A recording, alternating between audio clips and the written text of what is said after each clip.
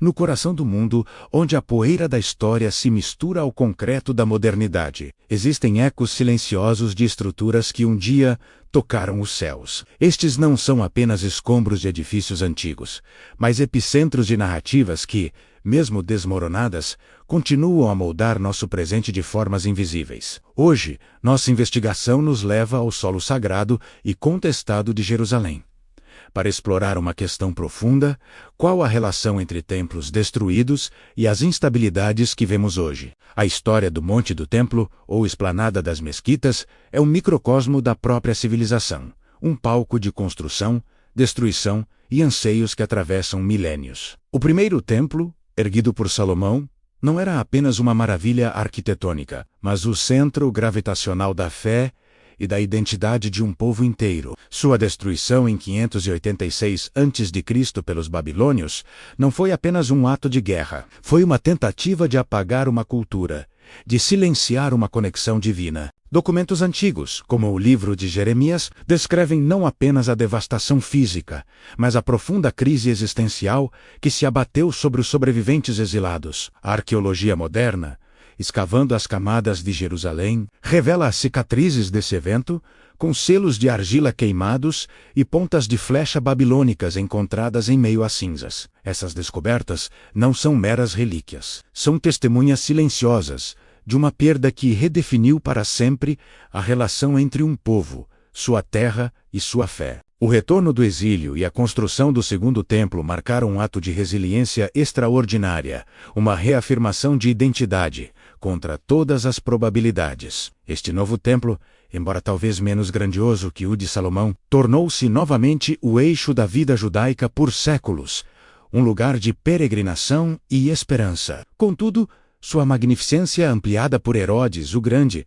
também o colocou na mira de outro império em ascensão: Roma, a grande revolta judaica. Iniciada em 66 d.C., foi um confronto titânico entre a fé monoteísta e o poder imperial politeísta de Roma. O historiador Flávio Josefo, uma testemunha ocular, narra com detalhes sombrios a brutalidade do cerco a Jerusalém e a destruição final do templo no ano 70.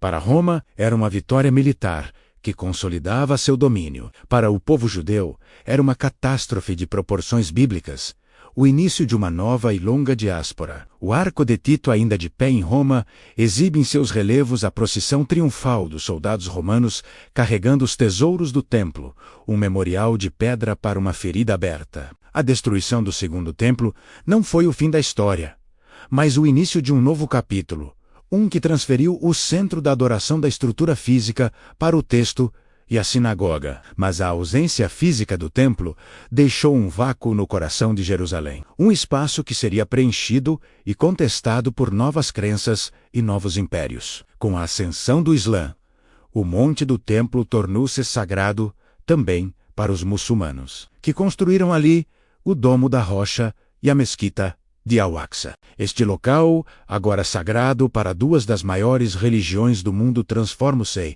em um dos pontos mais sensíveis e voláteis do planeta. A tensão que vemos hoje não é um fenômeno recente. É a continuação de uma longa história de reivindicações, perdas e anseios espirituais sobrepostos. Cada escavação arqueológica, cada debate político, cada oração proferida no Muro das Lamentações ou na Esplanada ecoa as memórias desses templos caídos. A ausência de uma estrutura física torna-se uma presença poderosa, um símbolo que alimenta tanto a esperança messiânica quanto o conflito geopolítico. Movimentos que defendem a reconstrução de um terceiro templo encontram tanto fervoroso apoio quanto intensa oposição, refletindo a complexidade da situação. As profecias bíblicas, interpretadas de diferentes maneiras, falam sobre o futuro deste local, adicionando uma camada de expectativa escatológica às tensões já existentes. Para muitos, a condição do Monte do Templo é um termômetro espiritual e político para o estado do mundo, um indicador de tempos vindouros. A instabilidade no Oriente Médio, muitas vezes vista através de uma lente puramente política, possui raízes muito mais profundas, fincadas na teologia e na memória coletiva. As narrativas sobre a destruição e a redenção transmitidas de geração em geração, formam a base da identidade e das aspirações de milhões de pessoas. Ignorar essa dimensão espiritual e histórica é falhar em compreender a verdadeira natureza dos conflitos que testemunhamos em nossos noticiários. Os templos podem ter sido destruídos, mas a ideia do templo, o desejo por um centro cósmico que conecte o céu e a terra, permanece indelével na psique humana. Essa busca por significado e conexão, muitas vezes, se manifesta em conflitos por território, por soberania e pelo direito de contar a própria história. As pedras que hoje compõem o Muro das Lamentações são mais do que um sítio arqueológico. São um portal para uma memória de dor e perseverança. Da mesma forma, o brilho dourado do Domo da Rocha não é apenas um marco arquitetônico. É uma declaração de fé e presença no mesmo solo sagrado. O choque não é apenas entre nações ou ideologias, mas entre memórias e futuros concorrentes, todos reivindicando o mesmo espaço físico e simbólico. A poeira desses templos antigos ainda não assentou. Ela continua a ser levantada pelos ventos da política, da religião e da busca humana por pertencimento. Entender isso nos permite olhar para as manchetes com uma nova profundidade, vendo não apenas o que está acontecendo, mas por que acontece de uma forma tão intensa. A narrativa da destruição e da esperança não está confinada a textos antigos. Ela é vivida diariamente nas ruas de Jerusalém e reverbera em capitais ao redor do mundo. É a história de como a ausência de algo pode ser tão poderosa, ou até mais poderosa, do que sua presença. As crises modernas, portanto, não são eventos isolados, mas os mais recentes capítulos de uma saga milenar sobre espaço sagrado e identidade perdida e reencontrada. A arqueologia nos mostra as camadas físicas da história, enquanto as narrativas nos mostram as camadas invisíveis da consciência humana. Juntas, elas revelam que o passado não está morto. Ele nem sequer é passado.